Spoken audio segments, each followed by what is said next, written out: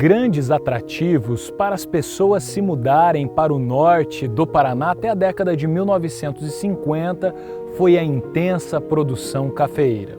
Londrina, que chegou a ser considerada a capital mundial do café, impulsionou essa tendência para outras cidades do eixo colonizado pela Companhia de Terras Norte do Paraná. Entre elas, claro, estava Maringá. Considerado o ouro verde, o café deixou muita gente milionária. E, em certa medida, não era só o cafeicultor que ganhava dinheiro.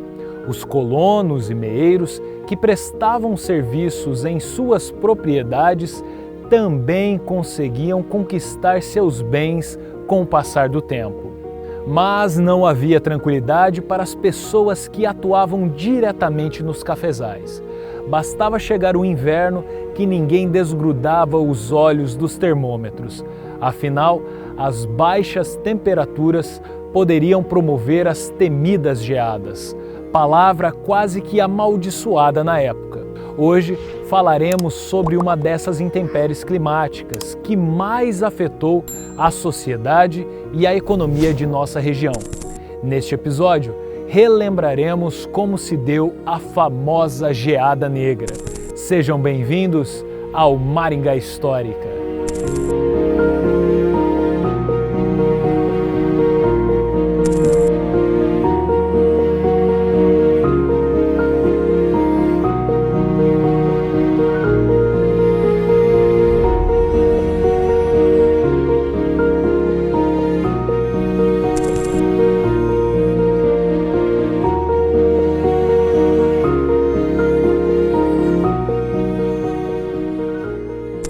De modo geral, o fenômeno da geada corresponde à formação de uma camada de cristais de gelo sobre a vegetação e outras superfícies. Ela é provocada pela abrupta queda na temperatura, geralmente resultante da chegada de uma massa de ar polar. Essa intempérie climática quase sempre é precedida da ausência de nuvens. Existem dois tipos de geada.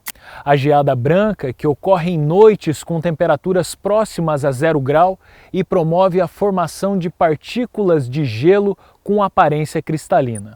Mas a pior delas é a temível geada negra, que não é resultado do congelamento do orvalho ou da umidade do ar, mas sim de uma condição atmosférica que provoca o congelamento da seiva, que está na parte interna das plantas.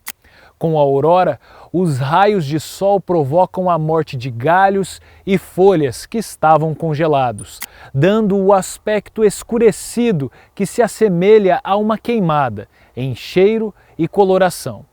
Engana-se, no entanto, quem pense que a geada atingiu Maringá e sua região apenas algumas vezes.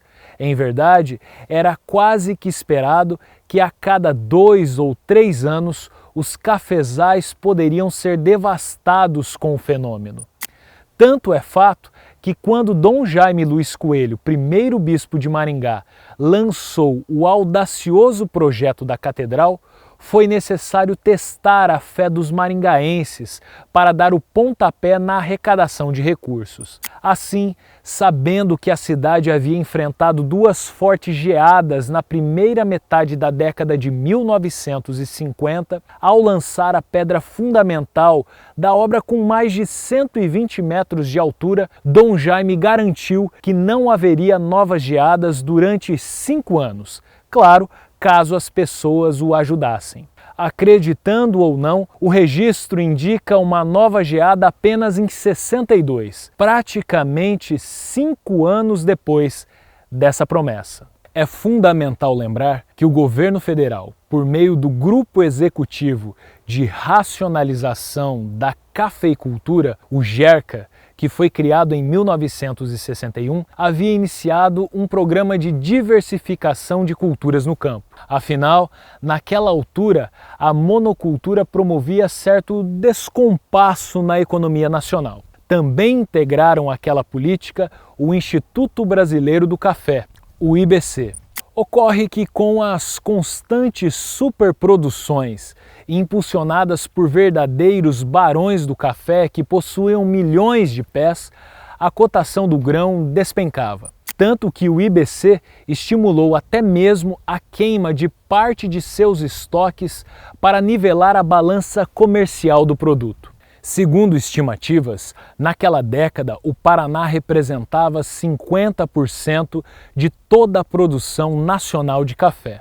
Ao todo eram 1,8 milhão de hectares, com uma média de 20 milhões de sacas colhidas. Ancorado a esse processo, no início dos anos 1970, Maringá enfrentava seu intenso processo de industrialização. A Cocamar, cooperativa criada há quase uma década, também já estimulava o cultivo de outras culturas, como a soja e o algodão. Era uma transição que possivelmente ainda levaria certo tempo, mas o que todos temiam acelerou esse processo de maneira traumática. No dia 17 de julho de 1975, as temperaturas caíram abruptamente sob um céu de brigadeiro. Era o prenúncio de que o pior estava por vir. A noite chegou com ventos fortes e moderados, causando a sensação térmica ainda mais congelante. Na madrugada do dia seguinte, 18 de julho, os termômetros registraram as marcas extremas de 3,5 graus negativos no abrigo e incríveis 9 graus negativos na relva. Na cidade de Maringá, a temperatura chegou a 4 graus. Quem morava na zona rural ou dependia da produção agrícola não dormiu. Segundo diversos depoimentos, as pessoas ficavam olhando os termômetros e os relógios, apenas aguardando o momento em que a geada negra começasse a ganhar forma. Os cristais de gelo foram se acumulando nas lavouras, que estavam verdes e exuberantes, bem como pelos carreadores, telhados e gramados das propriedades. Mas as temperaturas seguiram caindo, o que provocou o inevitável congelamento da seiva das plantas. Conforme o dia foi nascendo, o cheiro de queimado e tom acinzentado foi tomando conta de todas as plantações no norte e noroeste do Paraná, bem como de outros estados. As pessoas se lembram que, ao tocarem nas folhas dos pés de café, elas esfarelavam como se tivessem sido incendiadas. O gelo se misturou com a terra vermelha. Caixas d'água, torneiras e encanamentos congelaram. Tamanha foi a queda de temperatura. Registros do Instituto Nacional de Meteorologia apontam que na mesma época uma sequência assustadora de geadas ocorreu em toda a região sul, além dos estados de São Paulo, Rio de Janeiro, Minas Gerais, Goiás, Mato Grosso do Sul e até em algumas regiões do Mato Grosso e de Rondônia.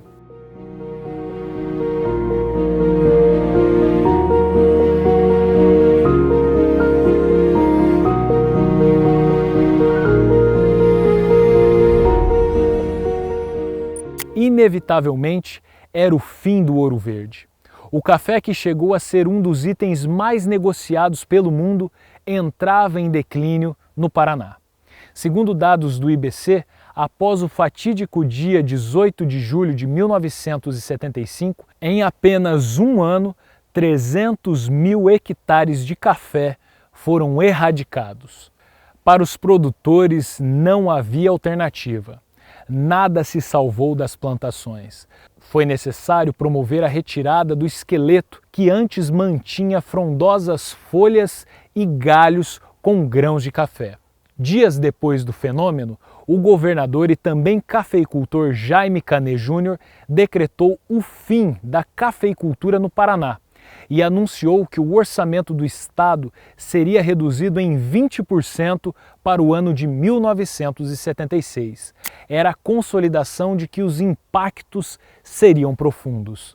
Os dados impressionam. Na safra de 75, da qual a colheita já havia sido encerrada antes da geada, o Paraná havia colhido mais de 10 milhões de sacas de café, o que representou 48% da produção nacional. Era o maior centro mundial nessa cultura e tinha uma produtividade superior à média brasileira. No ano seguinte, a produção foi de apenas 3,8 mil sacas. nenhum grão de café chegou a ser exportado e a participação paranaense na produção brasileira caiu para 0,1%.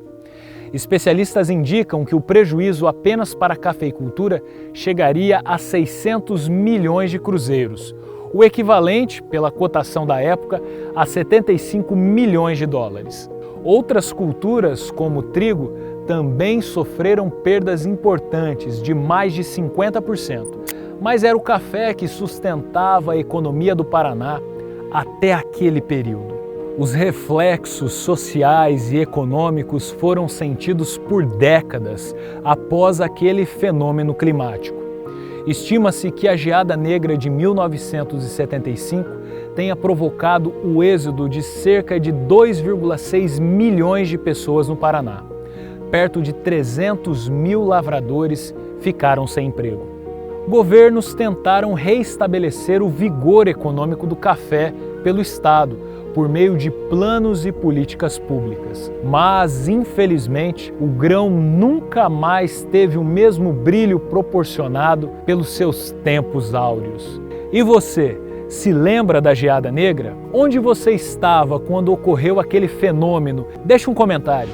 Se gostou, compartilhe este vídeo com seus amigos e familiares.